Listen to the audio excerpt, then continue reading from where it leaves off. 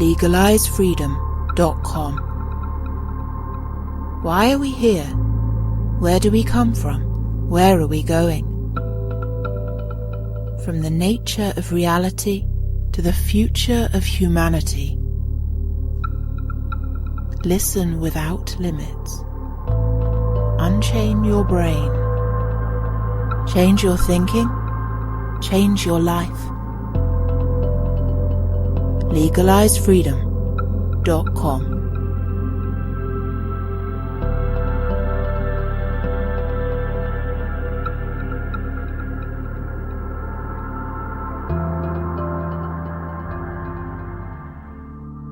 Greetings and welcome once again to legalizefreedom.com. I'm your host Greg Moffitt, and my guest today is Niall Murphy of Through an Opaque Lens.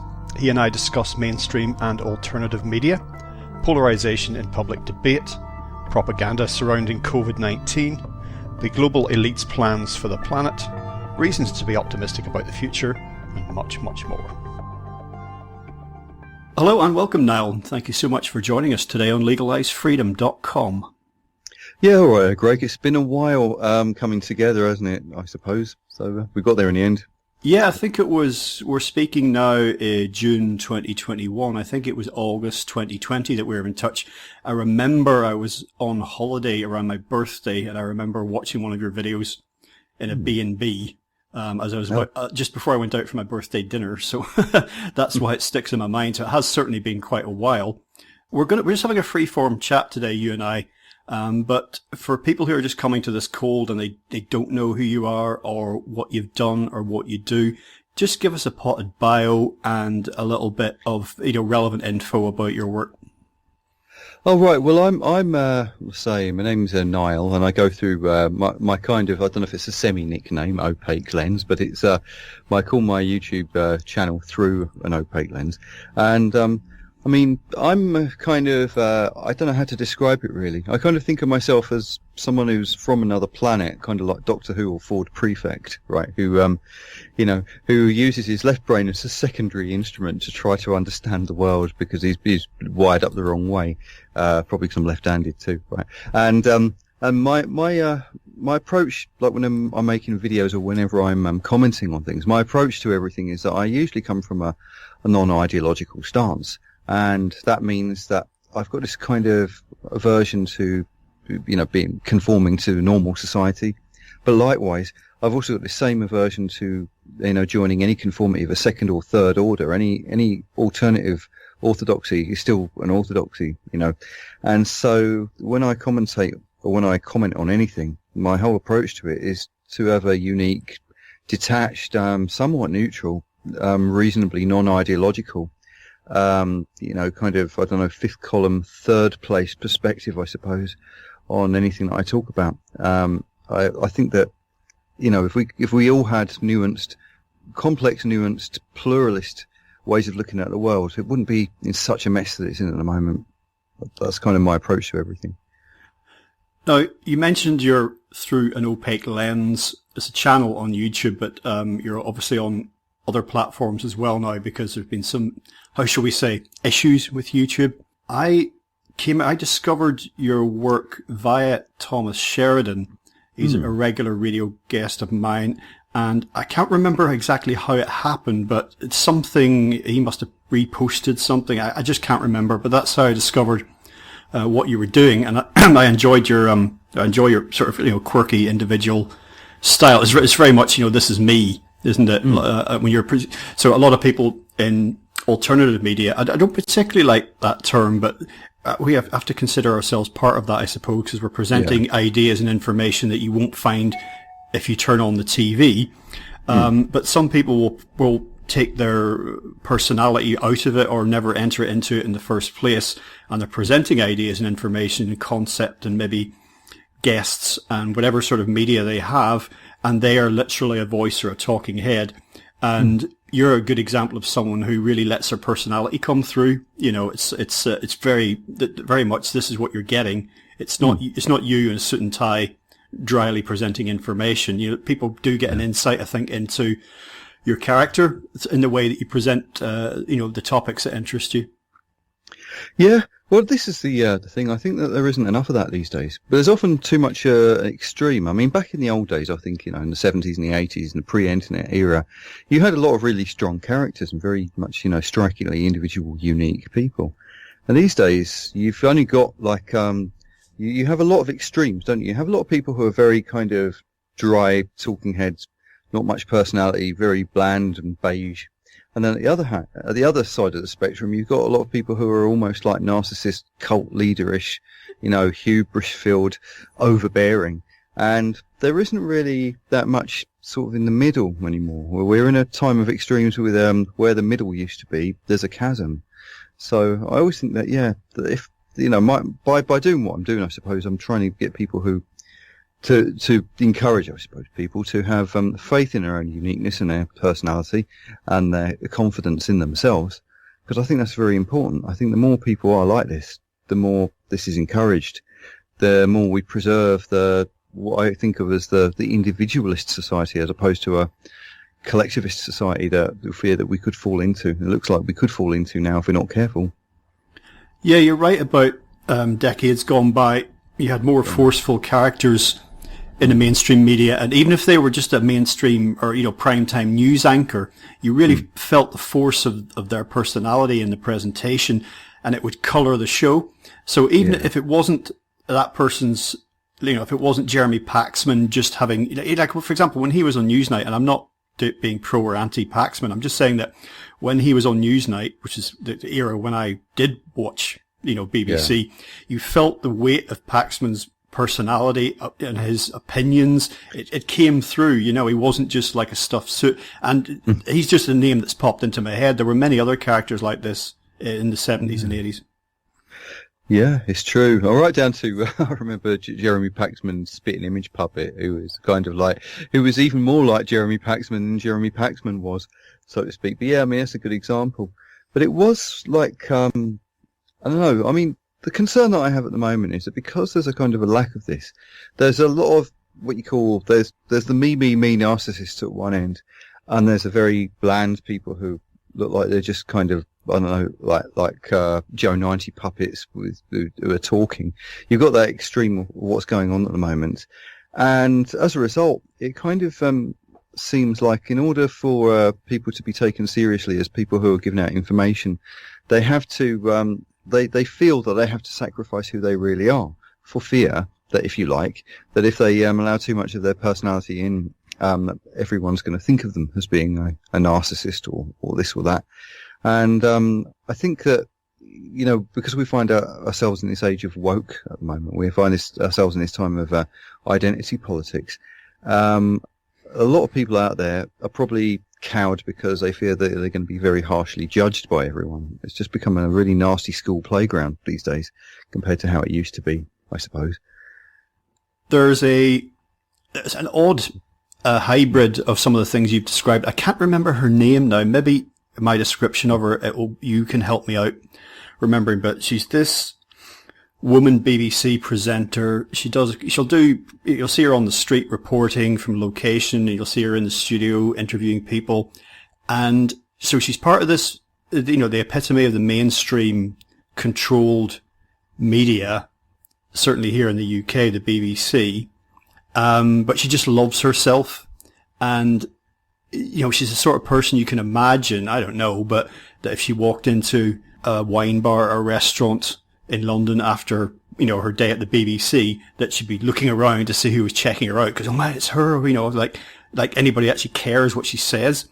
And I just can't remember her name, but I can see her face now. She's sort of got like a bob style haircut, and she writes columns as well. But anyway, she kind of symbolizes kind of the worst of both worlds. So someone whose personality enters into her work, but not in a good way, and yet she's still channeling this mainstream filtered information. So, it's kind of, again, it's a weird hybrid worst of both worlds. Yeah, it's not Emily Maitlis, is it? No, as soon as you say the name, I'd remember, but... Oh, right. I don't really watch enough BBC to even know who that would be these days.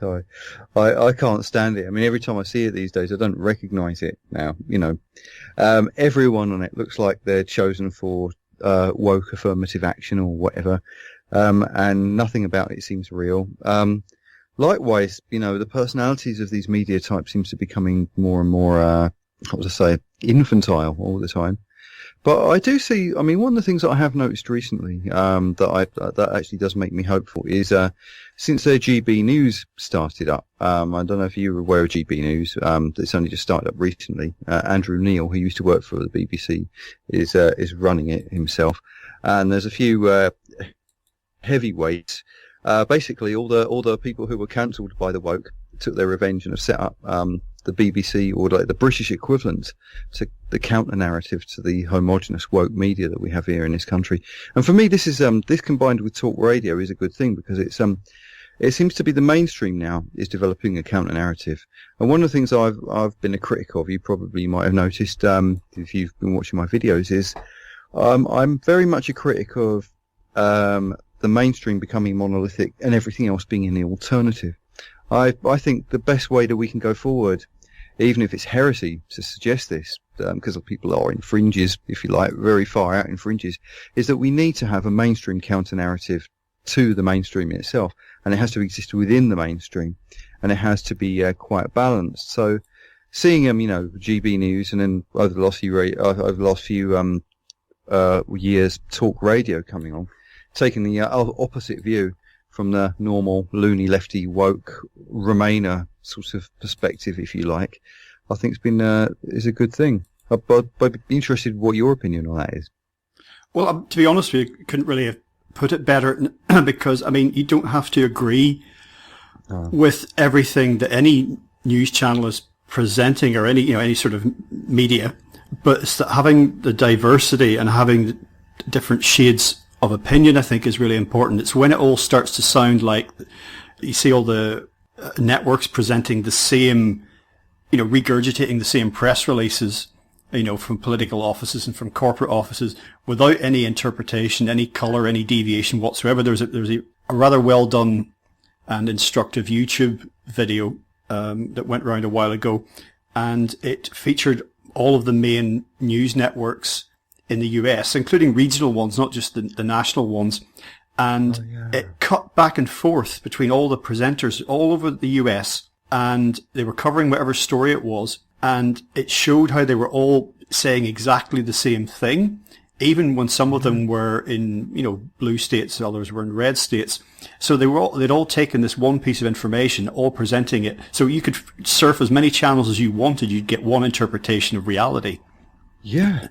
Yeah, it was really weird. It was almost like there was one bit where they got loads of them and put them together, if I'm not mistaken, and it sounded like a whole choir of them speaking the same news. Yeah, they started out with one presenter in the corner of the screen, then they added more and more, or like singing harmonies, all just exactly the same thing. And I don't consume a lot of what I would call news media.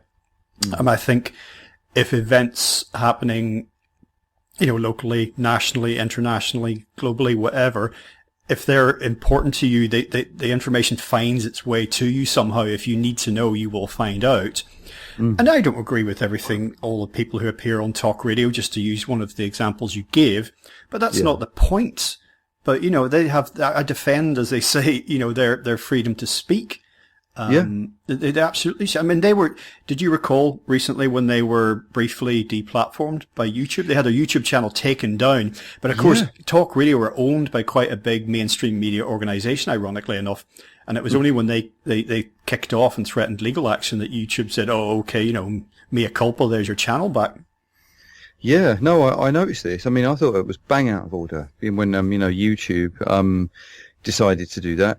But and also, like, not just talk radio, but up until recently, last year, when Donald Trump was still president, the fact that all the big tech companies got together and silenced him. It doesn't matter that it's Donald Trump. The fact is, they all got together and they all conspired, with malice aforethought, so to speak, to silence the person who held the office of the leader of the free world. They basically announced to us that we are now in a big technocracy, totalitarian setup. And, there would have been some kickback. I think they know that was an own goal, so to speak. And, well, basically when talk radio was pulled, they weren't having any of it. All right, Rupert Murdoch might not be our favourite person, but he owns the company that Talk Radio runs on. So, exactly, they couldn't really get away with doing that. But they have been pushing, and there has been kickback. And the kickback is now happening from other parts of the establishment. This is one thing that I spoke about in a video I've literally just put up before I spoke to you, is that I've noticed now that Theresa May is taking the opposite stance on the lockdown and speaking out critically against it than what Boris Johnson is doing, speaking about how this can't go on forever. During the same week, the G7 is happening, and they are not following any of the rules themselves. And whenever they do appear to be following the rules, they seem to be blatantly, flagrantly looking like they're looking to see if the cameras are watching them while they're doing it. They've become very complacent. And I was thinking about how this reminds me of Animal Farm, in a George Orwell's Animal Farm, more so than either 1984 or Brave New World. How the good thing about Animal Farm is that as you go through, you see how the goalposts are moved very subtly, very slowly, and it's all very pernicious and very insidious, and it takes advantage of people's lack of long-term memory as they go from being equal to being some more equal than others, to saying that humans are bad because they walk on 4 legs, to the pigs eventually walking on 2 legs, right? That sort of thing. And I'm kind of noticing now, I'm seeing cracks, and one thing I'm kind of hoping for is that we're going to have a split within the elites and within the establishment classes. You think Lord Lloyd Webber, is going to go against the rules, and he says he's going to open up his theatres on the 21st of June, and arrest me if you don't like it, he said. He's announced. We've got this schism happening within the establishment classes right now. Well, I mean, I think Lloyd Webber probably should be arrested for his crimes against music, but on the on the issue of opening his theatres, then I would be with him on that. So, but we'll see what happens on that front. But it was interesting looking at the G7 situation, wasn't it? Because it was it felt like those photographs of the G7 leaders, the formal photographs for the media, which were of them physically distanced. I resist using the word socially distanced because there's nothing social about it, but physically distanced, wearing masks. But then it seemed to be that the photographs of them all patting each other on the back, shaking hands, having a cocktail party, that those were all too readily available, because normally there's a thick veil of secrecy around what goes on behind closed doors in those events. And this seemed to be very much, these photographs seem to be just almost made available somehow. Like your nose is being rubbed into it. And the one I saw in particular, which was doing the rounds, was the Queen Elizabeth, Queen of England, well and truly in the vulnerable category, hobnobbing at a cocktail party with lots of other international leaders who'd flown in just recently from all around the world. And yet it's like, there's nothing to see here. Yeah. I mean, they couldn't be more complacent if they tried. Now, I mean, the more I've kind of gone through time, the more I don't take the paranoid stance that everything is a deliberately calculated conspiracy. Because to be honest, I don't think that the world leaders are that bright. I think we overestimate them if we think they're that bright. I think ultimately power corrupts, and they get to a certain point where complacency kicks in, laziness kicks in as a result, and they think, oh, we're so powerful now, we can do what the hell we like, screw the masses, screw what they think. But I think what's going to be their downfall is the fact that the revolt will not just come from the masses or the plebs, so to speak. The revolt will come from other people within the establishment, other people who are like backbench MPs, lords, distinguished people, ex-judges, people like that. And that's where I think that a lot of the backlash will come from, as well as coming from, up-and-coming new counter-woke mainstream media too. I see a shift in this, if you like, a shift from one thing to another, and a possible sea change coming along soon as a result. Maybe I'm just being naively optimistic when I say that, but when I look at how hysterical a lot of the more paranoid conspiracy theorists are online, I think, they're the sort of people that even if things were getting better, they would think that was a conspiracy too. But I do think that they are just being dumb and complacent, and history has shown that this has always happened. Yeah, I would tend to agree with that the blanket view that, everything's a conspiracy and that, this global network is completely united and moving in the same direction. It can appear that way sometimes, but yeah, I don't buy that sort of David Icke type view. You're right. I just don't think a lot of those people are that smart. I think there's some genius level people in globalist organizations. I think there's a mixture of people whose what they want their preferred direction for the development of humanity and the planet. I think it ranges from incredibly nefarious through to probably quite altruistic, actually. But that's the whole point. It's a mixed. It's not a black and white situation, and more than ever. And you see this across the media now. And every topic of contention and everything that people debate and argue about these days, and the situation we find ourselves in with the pandemic, everything is presented as black and white. It harks back to George Bush, the idiot boy Jr. after 9/11. You're either with us or you're with the terrorists, and now you're either a COVID denier or you embrace the narrative completely unchallenged. You're either a pro-vaccine fundamentalist or you're an anti-vaccine fundamentalist. You used the word nuance close to the top of the hour, and that's a word I had in mind myself. And that's what I try to bring to the media work that I do, just the different possibilities and look at things from different angles. So this, demonization of others who don't share your opinion and everything has to be taken to one extreme or another is very, very damaging, very unconstructive, very unhelpful. And it simply leads to more and more polarization and division. Yeah. Well, I'm glad you brought the vaccine up, actually, because this is one of the things I was thinking about. I had a bit of a big decision to make. I've mentioned on my show a few times that I have one of those international relationships, and I'm trying to meet her in a third country at the moment. Because, I can't go there because they're closed to tourists. She can't come here because it's a developing country and she'd have to jump through a lot of hoops.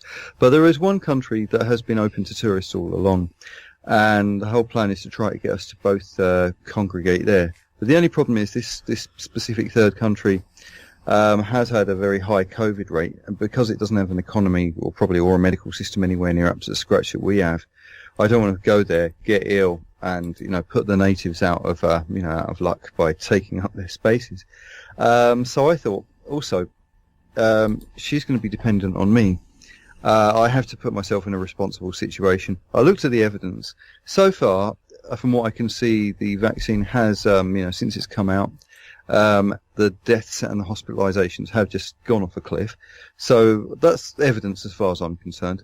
I don't know about long-term stuff. I think that's all in the realm of speculation.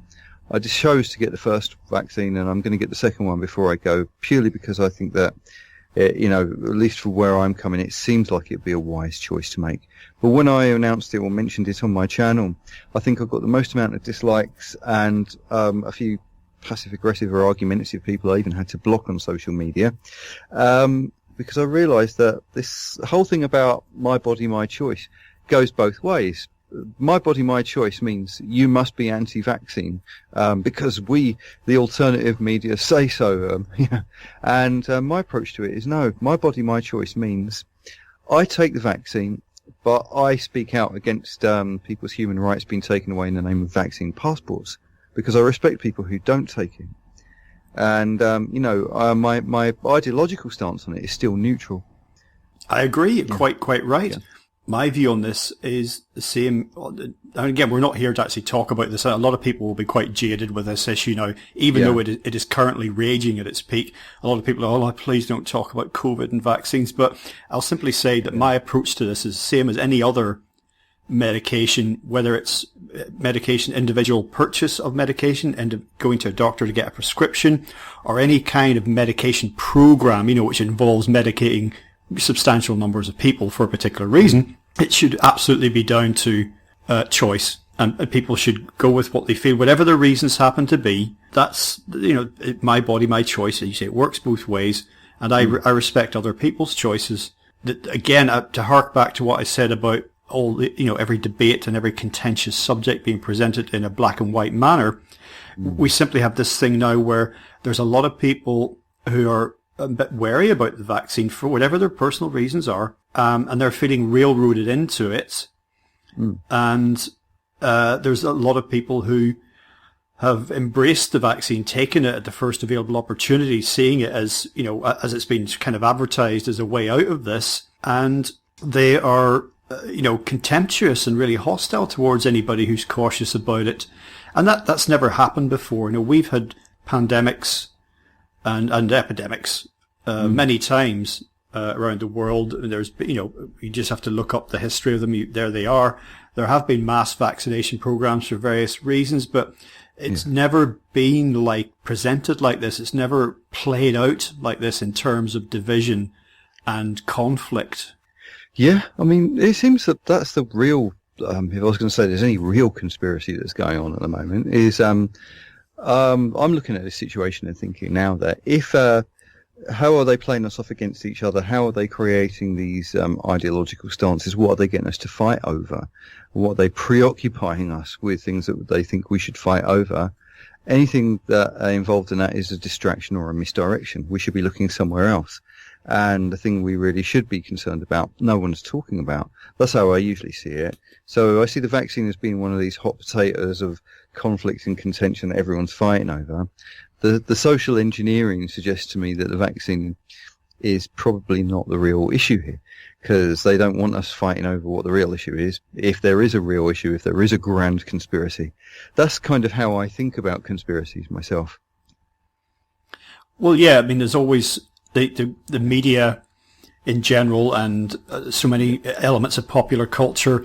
They function, whether it's intended that way or not, they function really as a huge distraction from what I would say are the important things in life. Thinking about it from a philosophical and metaphysical perspective, but also just from day-to-day terms, just saying don't look here, look over there. It's like a stage magician, isn't it? Sleight of hand. The stage magician is waving something in the air or something sparkly or whatever, something on fire, and all the audience are looking at that. Meanwhile, the other hand is doing something else that doesn't want the audience to be aware of. So I think that's how that often functions, and you can see that in the history of propaganda.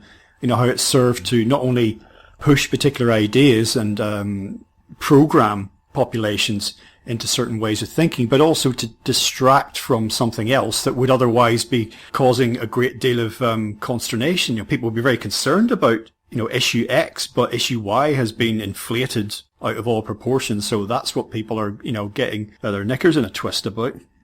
Yeah, it really does seem like that at the moment. I mean, there's a mass gaslighting going on. If anything is happening, it's that right now. And I don't know, it'd be funny if it wasn't so scary. That's the thing. Sometimes I'm actually going through Twitter feeds and I'm seeing some really crazy woke stuff on there, and I'm wondering, because sometimes I'm looking at it and thinking, oh, this is satire, but people haven't understood it. And then at other times I'm looking at it and thinking, oh, this probably should be satire, but the person who's making it don't realise that they're an accidental comedian. And it's just hard to know what's real and what isn't real at the moment. But we've got a lot of people out there who are unfortunately very gullible, and they're falling for all of this stuff. And my take on it, and I mean, well, how can I say? Because you're from Northern Ireland yourself, aren't you? Yeah. So I wanted to use the Northern Ireland as a good example, because you growing up in Northern Ireland would know a thing or two about sectarianism, would know a thing or two about kind of like a red corner and a blue corner, and getting caught on one side or the other. The old joke about a Buddhist being in Northern Ireland and someone coming up and saying, are you a Protestant or a Catholic? And he said, no, I'm a Buddhist. And he said, are you a Protestant Buddhist or a Catholic Buddhist? Because they can only think in one or the other way. And I suppose that because I'm English born, both my parents come from south of the border, I've got this very inverted view of Northern Ireland to the one that you would have, insofar as I don't think I'd fit there anyway, because my name would make me one half of enemies, my accent would make me the other half of the enemies. And when it was on the news, when I was a kid, when it was on the news, my parents were going to the Republic of Ireland every year. I'd come back to England. I'd see it on the news. The kids at school would give me stick because I had a very Irish name. And it decoded the simple propagandic way of looking at it, you know. And I've never been able to be sectarian as a result of that. You know, in that, despite my Irish connection, I am pretty much the polar opposite of someone from Northern Ireland in that sense. Reflecting on the situation in Northern Ireland historically, you can really see parallels between that and the situation where we are today and the black and white milieu that we've been discussing. I grew up in an area that was not greatly bothered by the Troubles. I'm pleased to say it. We know there wasn't much in the way of sectarian strife in our everyday lives.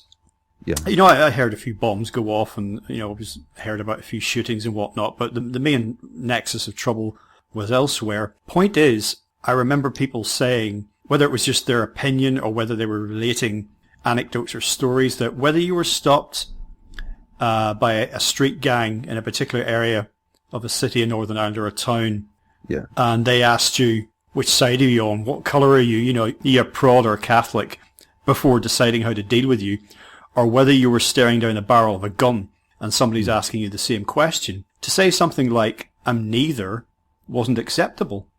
Yeah. You know, it's like, you're either going to get hurt or you're going to walk away from this.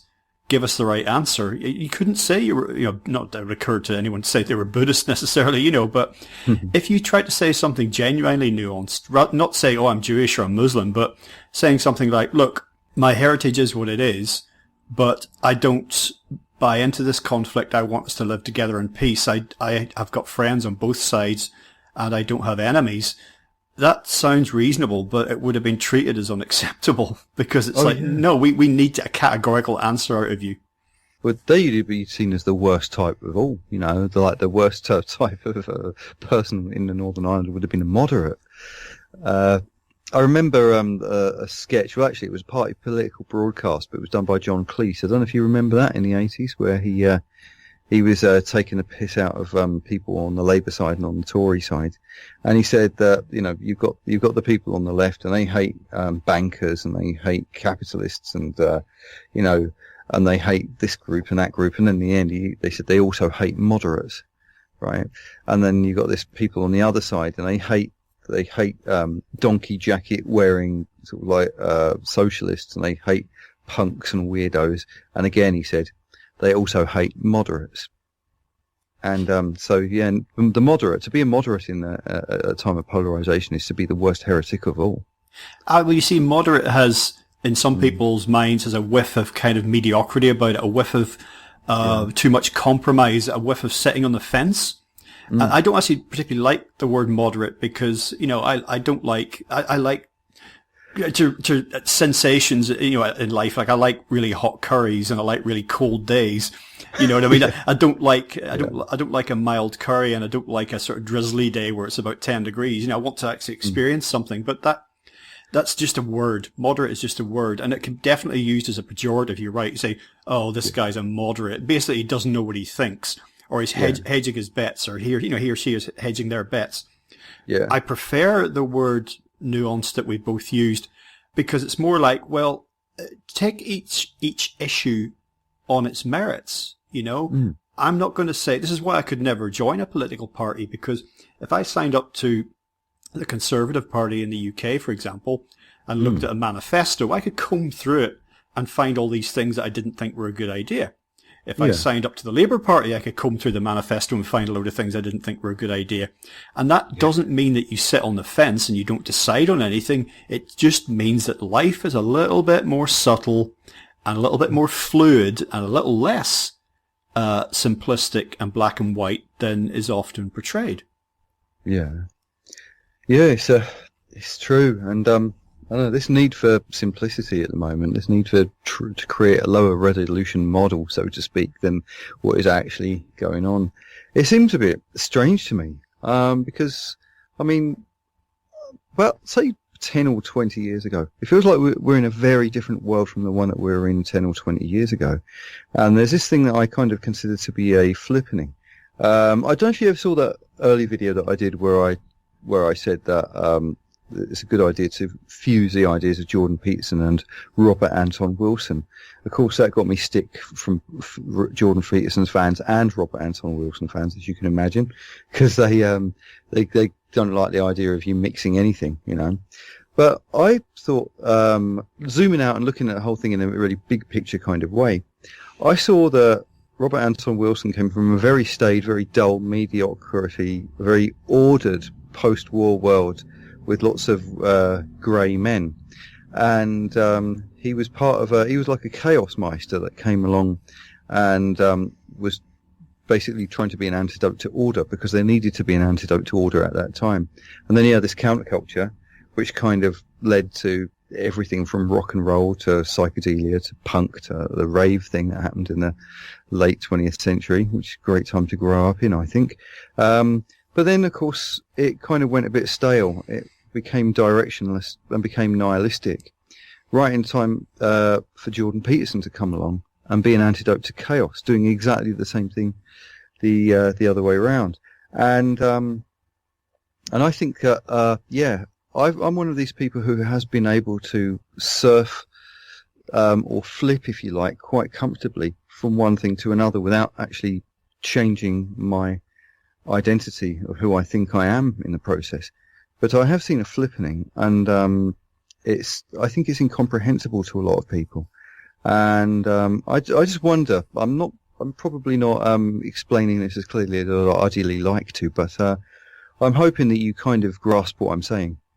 Oh yeah, absolutely. I mean, to mention Jordan Peterson, one of the things about him, I know you weren't really discussing his, perspective or whatever per se, but I've been listening to, I subscribed to his YouTube channel recently, and he's got a wealth of very interesting interviews. He's himself has become a podcast host, as it were. I've never read any of his books, but I know obviously the main thrust of what he's pushing. In reading criticism of him and praise as well, and just generally moving around that whole milieu, it seems to me that the main objection to him, a lot of people calling him pseudo-intellectual and reactionary and all the rest of it, is that when he's at his best, he's speaking what was commonly known as common sense. And a lot of people have actually criticised him on that basis, saying, oh, well, he's just talking common sense. It's like the Emperor's New Clothes. He's, what's he selling? He's just regurgitating what we know to be true, what is self-evident. Well, no, because a lot of people who push back against him resist that idea, and they say, no, this is not, that which has been taken as self-evident throughout human history no longer applies. And ideas do have a shelf life in many cases. Not all concepts, not all values are eternal. But sometimes when I've listened to him, either just, giving a presentation or talking or speaking with one of his guests, I say, yes, that's common sense. It's self-evident. It's something that seems immutable and eternal. But he doesn't always get it right.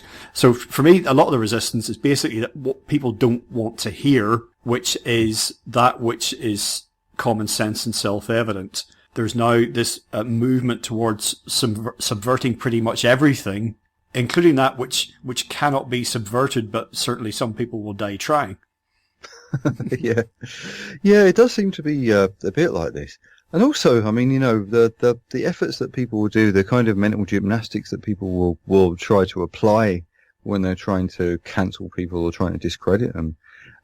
In that, so far, from what I could tell back in the days, when Jordan Peterson came out and he said that he didn't approve of Canada's C-16 bill that was going through, where the government would compel you to what pronouns you could use, and if you misgendered someone, you could get in trouble, you could get fined, and if you didn't pay the fine, you would be put in prison.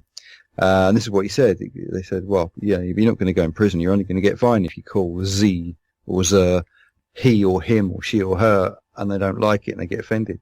And then he said, yeah, but what if I don't pay the fine? So he's pointing out that, it will be secondarily or tertiarily a criminal offence, a crime that could put you in prison if you don't recognise it.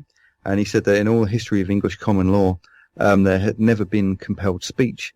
They made him out to be transphobic as a result of him saying that, and then they moved it a step further and made him out to be, well, as they like to say, literally Hitler. Right? So he ends up having all those social justice warriors banging on the outside when he's doing lectures and stuff like that for a little while.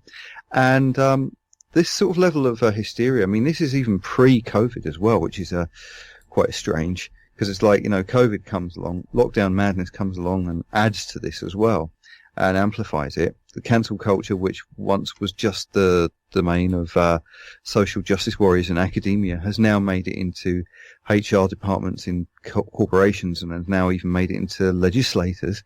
It's happened very, very quickly. And they've completely failed to make Jordan Peterson out to be the Nazi that we've been told that he's supposed to be. But they haven't given up. They just double, treble, quadruple down. But despite the fact that, yeah, like you say, not everything, I don't agree with him on everything.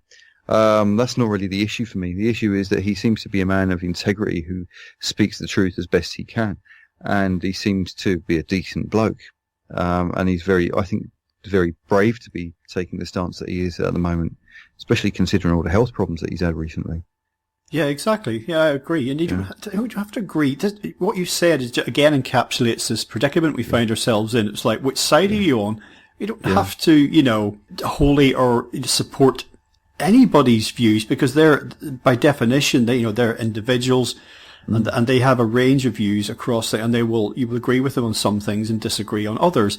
I don't know why people find that strange in public figures or media.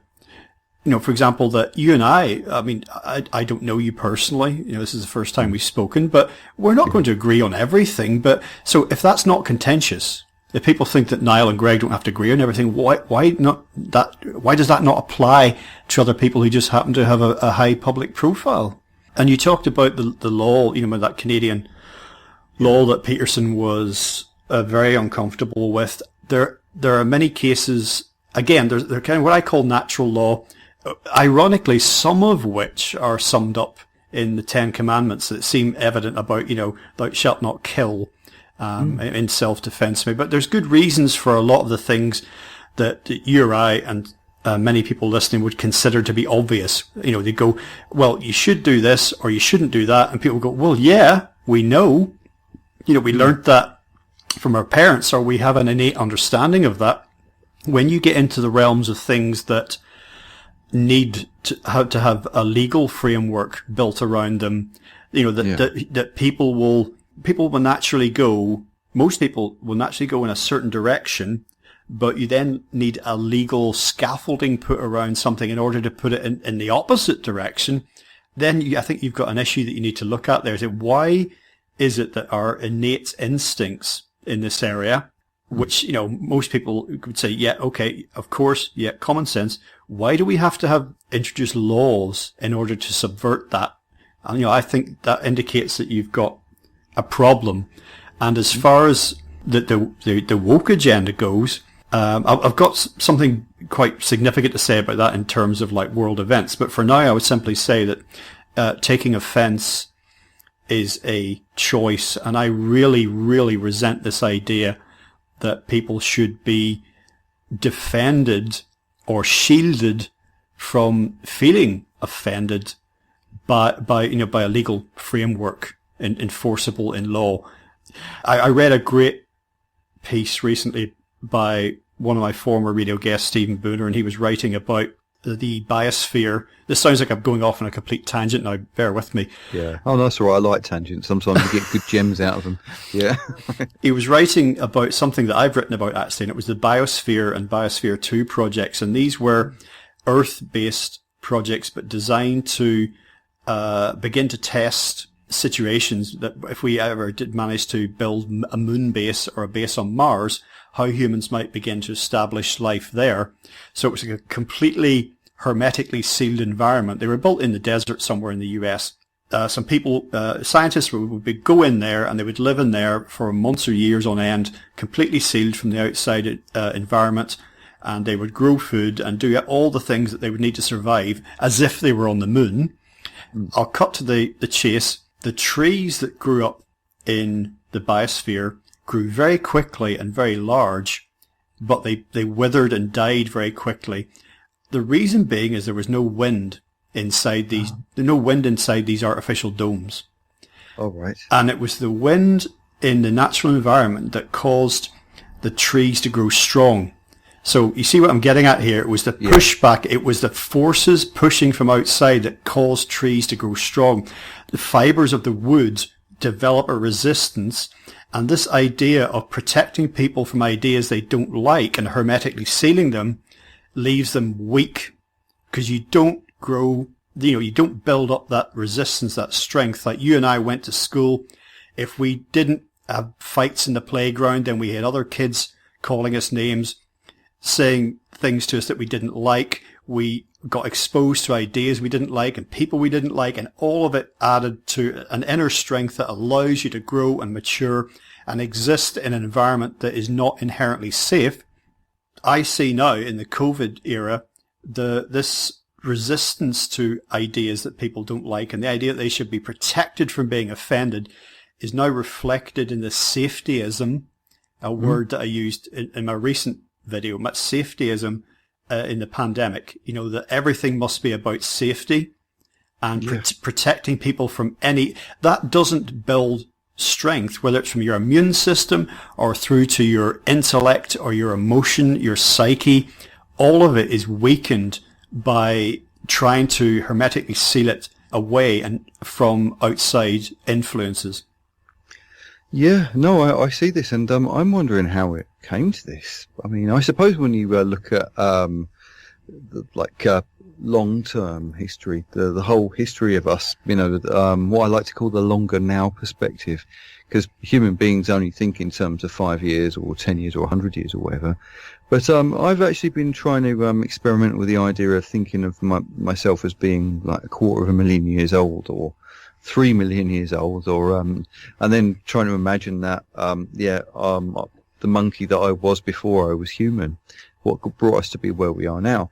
And it seems that we've been living in really harsh conditions for a very long time. People forget that medical science is but a few seconds old in that sort of glacial or geological timelines. Consumerism, if you like, wealth, technology. We're living in this really strange world because very suddenly we find ourselves in a world with prosperity, consumerism, and the sort of level of technology that is well beyond the kind of scientific futurism that we were all predictively programmed with in the 70s, if you like. We really have gone into that strange future. The only thing that we haven't got is space travel and teleportation, but we've gone into this very strange future, and what's it done for us? It's made us very weak. It's made us so weak we're now finding ourselves in a society where people are scared of ideas. But you only have to go back a few hundred years, the early times of the Industrial Revolution. The first machines that come along were literally so unsafe they were pulling people's arms off, or getting people's hair caught up in it and pulling their heads off and stuff like that. That's how bad it was in those days. And then, of course, you go back before you had industrial stuff. The average age that people lived was probably between the age of 27 to 40. And this is only within the last few hundred years. But yeah, our civilization is 10 to 15,000 years old. And then our species is 250,000 years old. And then we were living in caves. And then before the first cave paintings, when human brains were smaller than what we are now, when we were just slightly above the rest of the animals, some very strange monkey, that species goes back tens, if not hundreds of millions of years.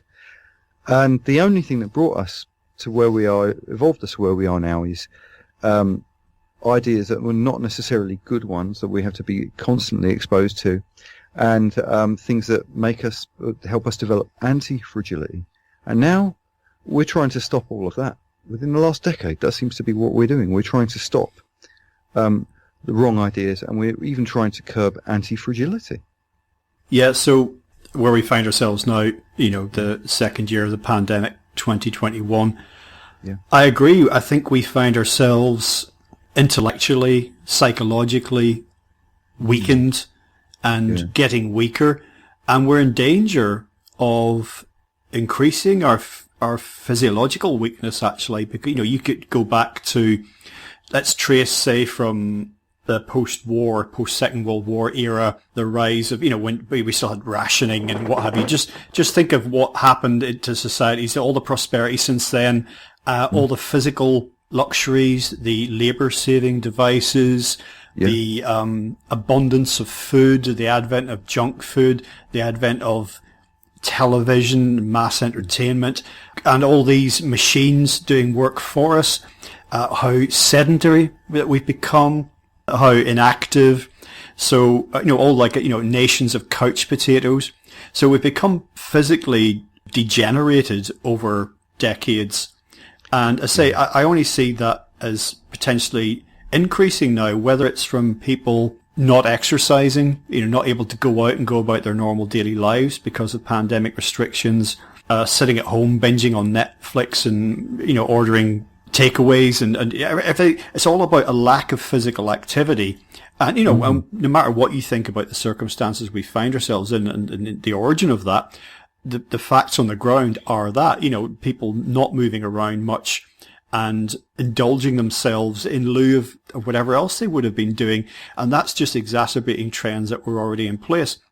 And my concern about the mass medication culture that we're now in is that will further, thinking back to your, echoing of hunter-gatherer and Paleolithic times and how we were attuned to the earth and designed to evolve with the environment, and how diseases that came along would make us stronger, ultimately would make the species stronger, that we're now undermining all of those natural systems and all that natural resistance.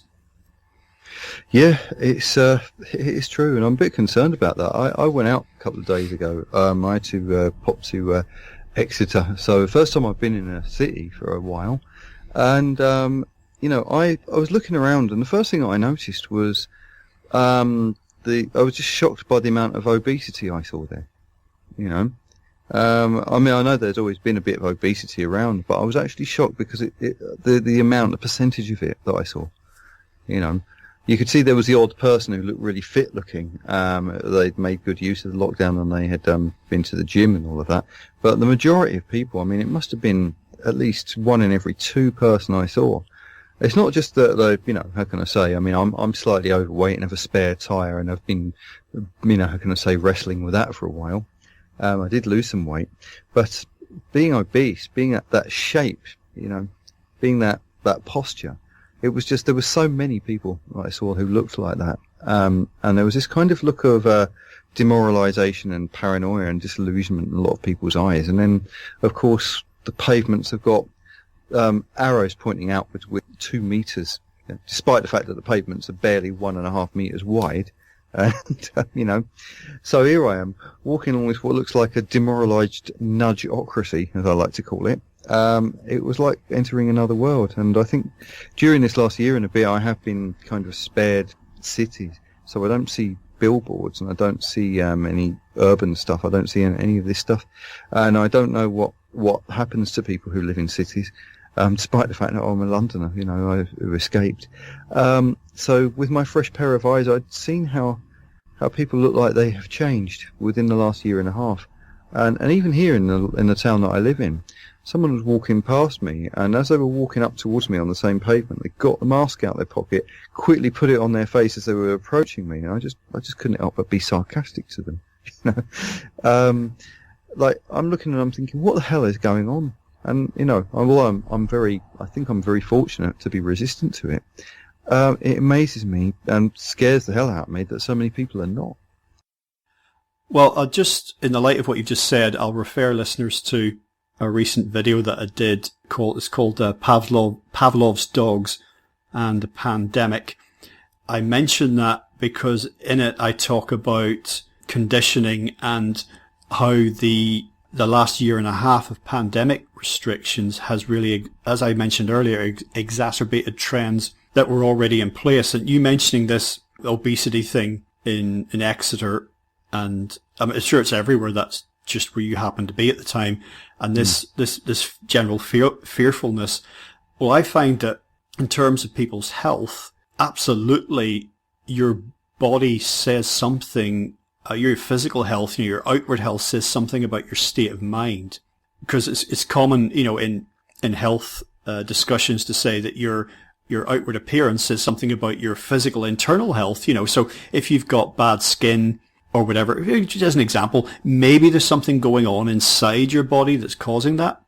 If you've got, some sort of inflammation or whatever it happens to be, that says something about, if you've got bad teeth, that says something about your internal state. And I think this works, I know it works psychologically as well. So just as if you go to someone's home, the state of their home, how it is, how it's presented, how it's kept, good, bad, or indifferent, says something about their state of mind. I'm convinced of that. So I think that what we're seeing now is more than just a manifestation of what I said about, binging on Netflix and takeaways and lager during lockdown.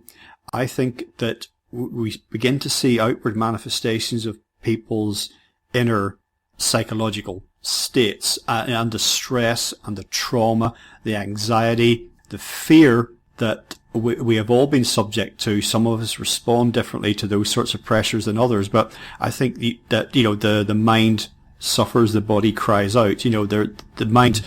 The mind-body connection is absolutely fundamental. Yeah. Yeah, I mean, I was just looking around and thinking to myself as I was seeing all these people, because, I mean, all right, there is one thing where someone has put on weight because they're getting middle-aged spread, and I've got a moderate amount of that myself, which I've kept reasonably under control, but it doesn't affect my posture. It doesn't affect the way I hold myself, how I hold my shoulders as I'm walking down the road. None of that. But of course, there's this kind of misshapenness that you see with people as they get this chronic obesity. Even if they don't look particularly large, they develop this kind of misshapenness of body, and that's something that I kind of think of as semi-independent of being fat, so to speak. Because I think there's plenty of people out there that I would say are fat, but they're not misshapen of body in this kind of way, And this is one of the things that I couldn't help noticing as I was watching the people walking past me on the pavement in Exeter the other day, is that whatever the hell is going on, what we're being encouraged to do or not encouraged to do, whichever way you want to look at that, it's creating a world where people are going to become more susceptible to worse illnesses and worse maladies than what we're experiencing with COVID. Everything that's been done is counterproductive, and we've got I don't know, either we've got a bunch of idiots who haven't got a clue what they're doing, or we've got a bunch of evil, malevolent, bad actors who do know what they're doing. But I don't understand how the powers that be can't see what they're doing at this point. No, well, you've more or less given your own version of my point, which is all of this is not leaving us in better shape to face future problems. Our bodies, including our immune systems, have evolved to be perfectly attuned to life on this planet. Now, I know that particularly since the scientific and industrial revolutions, that we as a species have radically altered planetary systems in ways that never really possible in the past, and that has introduced new stresses and in a very short space of time as well that have affected our minds and bodies, and we've had to try and react to that as best we can, and modern medicine has come in and it has had its uses. But at the same time, we came through, any species that of mammals that, let's face it, we're ingenious. We're tool makers and we're problem solvers, but we're pretty weak compared to a lot of the other mammals that we coexist with, particularly in the past. Woolly mammoths and saber-toothed tigers would have us in a heartbeat. It was only when we got together in big groups and made weapons that we could take them down. Yeah. But on the other hand, as a species, we still survived something like an ice age. So the idea that, we have to be constantly mollycoddled and medicated, whether it's mentally or physically or both, in order to make it into the future, I mean, that's just an indicator for me of how soft we've become. And that, for me, summed up physically in terms of an image in that misshapen body that you describe, the type of human individual that 100,000 years ago would probably have been dead in 48 hours if left to fend for themselves. Yeah. Yeah, I mean, this is pretty bad, because, I mean, another thing I'm looking at the moment is that, as I say, I probably have a very unusual opinion on the vaccine. But my approach to this, I mean, when it was explained to me, I've had it explained to me how it works, and well, if it works without side effects, say, and if it works without all the scary stuff that the really kind of fringy anti-vaxxers talk about, then I would say that it's very technologically impressive as far as medical science goes. We'll just have to see. It could turn out that there will be bad long-term side effects there. But the other problem is that despite the fact that, yeah, we are living in a world where we've got rid of a lot of childhood illnesses, and we're living in a world where we've got medical science which has prevented and stopped a lot of things. But it has allowed a lot of people to survive who otherwise wouldn't have been able to survive. And maybe I got to count myself as one of those people who may not have been able to survive in a much more primitive world than we're in at the moment. And all right, that's okay if some of us are smart and some of us can inspire good problem solving or encourage people to think about deeper and more complex things. But it also means that a lot of people who otherwise wouldn't have survived, who cannot survive, are like farm animals. And I'm not saying that we should cull people, though I know that could be taken out of context. I don't mean it like that. But we have created this world where not only we created this great society which is technologically like the gods, but we've also created a society where people who otherwise would be far, far too weak to survive in this world have got to live. And it could be that the anti-fragility that got us to evolve to where we are now itself is probably under threat. And I know that people could look at me and take that out of context and think I'm suggesting something bad. I'm not. I'm not suggesting anything bad. I'm not even suggesting how we solve, or even if we do solve it. But it's quite clear to me that we've created a lot of solutions, but we've also created equal amounts of problems as well. Oh, absolutely, we have. And yeah. There's lots of evidence in human history going back thousands and thousands of years. For every person that died because they were born with what we'd now just call a disability, mental or physical, they were just not really, they were never really going to survive. And the people that they were born into, the peoples, the tribes, that they just couldn't make it physically. The conditions that they were living in wouldn't allow it. There's also the evidence for people like that being looked after, being cared for, vulnerable, weak people, but members of families and of tribes being cared for as much as was possible. So we've always done that, and there's no suggestion that shouldn't be done. If we are human beings with a heart, then we respond to other human beings, I think, in a natural situation, not with hostility and competitiveness as such, but with empathy. We recognize those who are like us, and we want to help people who are in need. As much as we see suffering in animals, we want to do something with that. It gets us. If we see that, then I think that happens with our fellow humans as well. I just think it might be a bit fashionable at the minute in this sort of conflict, riven atmosphere that we live in at the minute that we discussed earlier.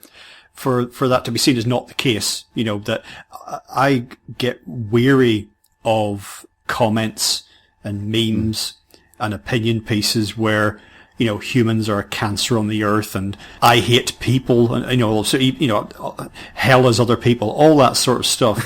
Yeah, exactly. I know where it's coming from, but I say I grow weary of that very, very quickly. I don't think it reflects our natural instincts. No, it's a form of nihilism. It's kind of something that got into the meme sphere, and I think in the 1990s that people started talking like this. And when I retrospectively think back to the people who were talking, like this, the early conspiracists, the early nihilists, the the pre-social media, pre-internet people who were, spreading the conspiracy memes, as it were. I knew a few of them who were doing that. And then you see this being said again, oh, we're a cancer, we're a disease. And, that's not a very nice way to think. I mean, my attitude towards us as a species is that, we may have become parasitic, but then, we've been given the gift of ingenuity. So with the gift of ingenuity, I'm sure that given enough time, we could work out how to become symbiotic again. Because we are very conscious of who we are, and we're sentient. So we could probably work out a way to evolve into being more symbiotic and less parasitic over time. And maybe it's a race against time to do that. But why not suggest that if we have cured diseases, then rather than see ourselves as a cancer, could we see ourselves as something that would cure that within us, that makes us be perceived as a cancer? Because that would be a better way of looking at the world from the perspective, from the lens of a human and a human potential, I think. As we move into the closing section, I'm going to use that comment as a bridge to my thoughts about the last year and a half. I'll mention the Great Reset, and I'm thinking here in terms of what you were hinting at, like great changes on the earth and the way we live, how we relate to each other, ourselves and the wider cosmos and the rest of life on earth, all of that. I have speculated a great deal, as have many, many others. It's one of the hot topics in the alt media sphere at the minute, that behind the pandemic response, there are wheels in motion to make substantial changes to the systems that we live under, how human life on earth is done. That from the economic sphere, how money operates, the financial systems, environment, climate change, whatever you think of it, all of those, the issues around that, our energy future in an era of declining fossil fuel availability, how are we going to keep the lights on in future, all of that taken together. And if people want to, if they're really not familiar with the Great Reset, Google that, particularly in the context of the World Economic Forum. So my take on it at the minute, the best guess I have up to this point, is that I don't know, but certainly based on public statements and documents and lots of circumstantial evidence, is that there may be something to this, that whatever you think about the origins of the pandemic, or whatever you think about the global response to it, it may be serving as a conduit, a way to get certain very substantial changes made to global systems, so that human life looks quite different at the other end of it. So that's what I'm watching closely. And we'll see what happens. It's a fluid situation, but I'd be very interested to get your take on that. All right. Well, as far as I can see at the moment, there is one thing that has gone up in value more than everything by orders of magnitude, which are ridiculous over the last 10 years, and that is Bitcoin and cryptocurrencies. A completely decentralized system which does not have any human beings operating it, except that they just operate the infrastructure of it, right? Not only that, but in the last week when I found out that El Salvador is actually thinking, because El Salvador ended up being dollarized, they've got no currency of their own, and they're now planning on using the geothermal vents from their volcanoes to power up Bitcoin miners. At the same time, of course, that China is kicking out all the Bitcoin miners, which are all using coal.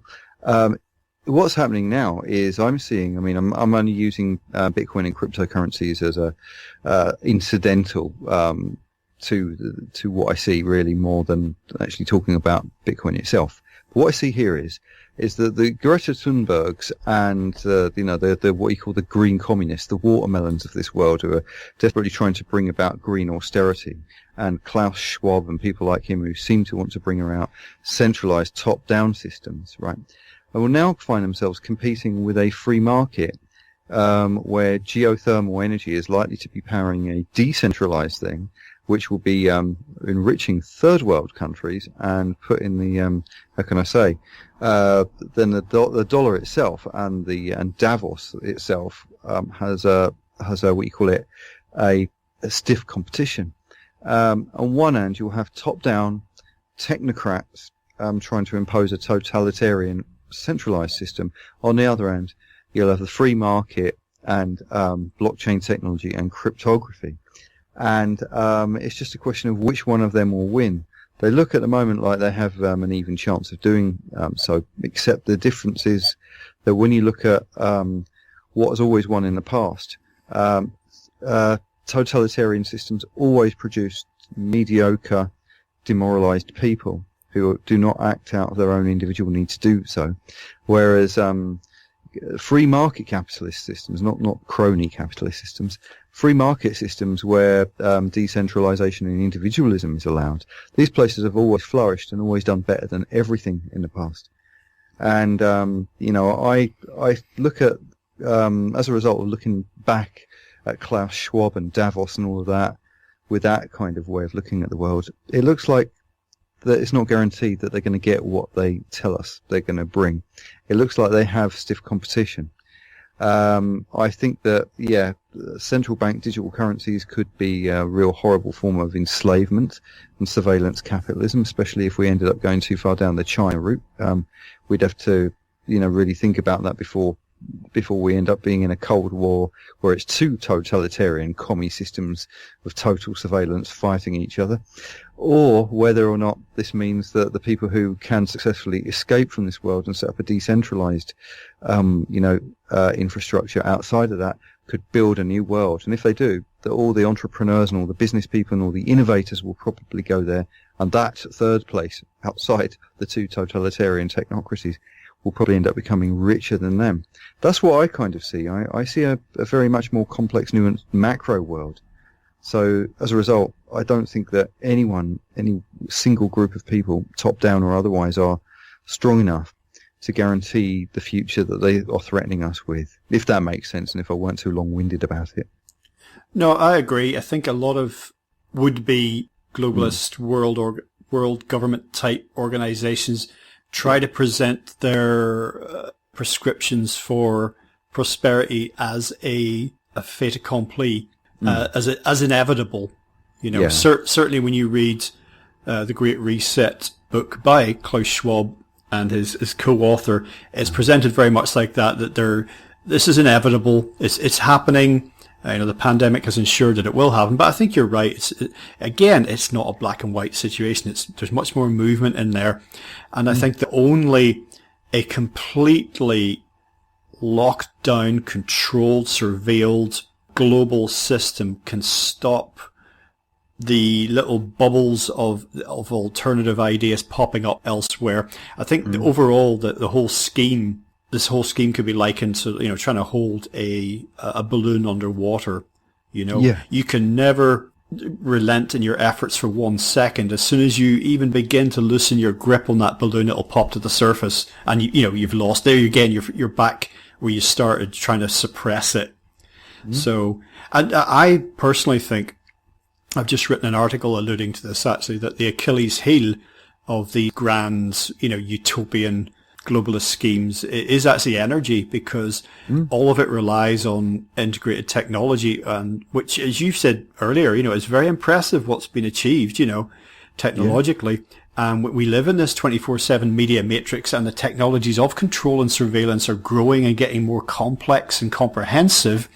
Yeah. But all of this requires not only huge effort, intellectual and emotional effort along an ideological commitment along the lines I've described, but physically it's costly, and it's so much less costly to have that more diverse, individualistic, free-flowing world where different ideas and different ideologies and different ways of doing things and looking at things are allowed to flourish. Alternatives are allowed to come up. One thing proves itself successful, it's adopted, something else is allowed to fail, it goes away, rather than this one size fits all. Totalitarianism requires incredible effort, non-stop effort. Yeah, it's true. Non-stop effort all the time, and it's exhausting, Well, I'll tell you one little joke I come up with. Do you remember a little while ago when, before 2008, Co-op, because they were saying that they were more ethical than other banks, they used to say good with money, right? Well, they ended up getting bailed out. And they ended up becoming a zombie bank just like everyone else. So I thought, right, they should just come up with a new slogan: co-op, good with bad money.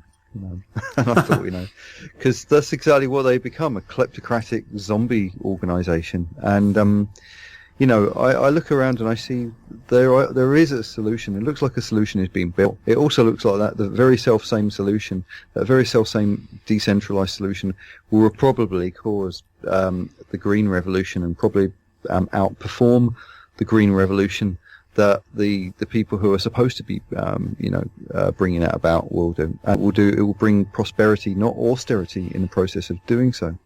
Because every time, even if you think about it, every time you get a geothermal vent and you use it to power up a crypto mining rig, it pays for itself. And then one volcano pays for one warehouse, if you like, and a whole load of supercomputers. They then, as a result, pay for the next geothermal energy. Then anywhere and everywhere in the world where you've got volcanoes, you end up with a new form of electricity, which is as carbon neutral as nuclear, but less dangerous. Completely, getting rid of the need for coal and fossil fuels and everything, or at least minimising them. And then, if you like, America, Europe, NATO, the IMF, the World Bank, all of these people, they won't really be able to get away with dropping bombs on geothermal plants, because Greta Thunberg would not be amused at that. So I kind of see that there's lots of own goals that the powers that be could end up scoring as a result of this. So they have to be very careful they don't cause their own PR catastrophes. And I look at into the future and I think, that horrible dystopia that Dr. Evil and all that lot are promising us, it doesn't look as guaranteed. And I think that's one of the reasons why I don't like to spread what I call it fear, uncertainty and doubt and despair online, because there's too many people doing it. They make you feel like that world is already here. And that's my concern. The scared people, they just make you feel like that world is already here. It's not. And there's nowhere near 100% chance guarantee that it will come about at all. No, I wholeheartedly agree. We have to be careful not to talk ourselves into these things. I find myself having conversations on an almost daily basis with all sorts of people I meet who are talking about, this is going to happen, that's going to happen, we're going to have to do this, we're going to have to do that. And I'm saying, no, hang on, don't just, don't wish it. Don't pray for that which you don't want by sort of repeating it mantra-like, because as you said earlier, we're being gaslit on a massive scale, and we just have to bear that in mind all the time and have that critical filter, in operation with all the information that never more than there is now that's coming to us all the time. Well, I'll tell you before I shoot off, I wanted to give you a thought, actually. I wanted to give you a perspective that you might find very interesting here. And this is a conversation I remember having in 1986, right, when I was about 15 or something like that. I was in London and I got stopped by someone. They happened to be working for Marxism Weekly at the time. I won't hold that against them. But he stopped me in the street and, in Charing Cross Road in London. And he said to me, about this AIDS problem. He says, well, we're not going to have an AIDS epidemic in 20 or 30 years' time. And I thought, that's a bit of an unusual and somewhat heretical, unorthodox thing to say that would get lots of people's backs up. But he turned out to be right. And, he was explaining it to me that, no, come 2000, we're not all going to die of AIDS, right? And you remember the ways we were all going to die. If it weren't going to be AIDS that were going to kill us, it was going to be, some threatening red button that was going to kill us in 3 minutes' time. And you look at this present age now, and there's a very good chance that we survive all this. We come out the other end of it, and we look back and laugh in 30 years' time at how ridiculous and daft all our fears were. And I'm kind of hardwired to think like that. Well, we're the same age, and yes, I remember the AIDS thing, don't die of ignorance. But yeah, the TV adverts were absolutely terrifying. I mean, I wasn't terrified by them, but looking objectively at it, it was like, yeah, this is, wow. This is being not just pitched to those in the relatively small minority of at-risk groups, but being pitched at the general public, just family people and just everybody of every sexual persuasion. You're all going to die of AIDS. And, Okay, so before we sign off for today, Niall, we mentioned you're through an opaque lens. channel that you have on YouTube, but I also mentioned that you're on other platforms. So give out whatever information you'd like to for people who want to check all of that out. Yeah, right. I would say that. Well, let me see. I'm going to get my show notes blurb up here just so I know. I hardly ever use a lot of those channels, unfortunately, so I'm not really that much into social media. But what I would say is that, like, if my YouTube channel, I could basically tell people what my YouTube channel is. That'd probably be the easiest way. The Facebook group basically is facebook.com/groups/opaque lens, all one word, all lowercase. And my YouTube channel is youtube.com/c/Mr. Opaque Lens, all one word. I don't know if it's case sensitive, but that's so there's a Facebook group people could join, or they could go directly to my channel. And if they can't work it out, the best thing to do is just go into the search bar of YouTube, choose channels in the filter, and type Mr. Opaque Lens in there, and they'll find me. Splendid. Well, once again, Niall, thank you so much for joining us today on legalizefreedom.com. Yeah, cheers, and Greg, and good luck with your show as well.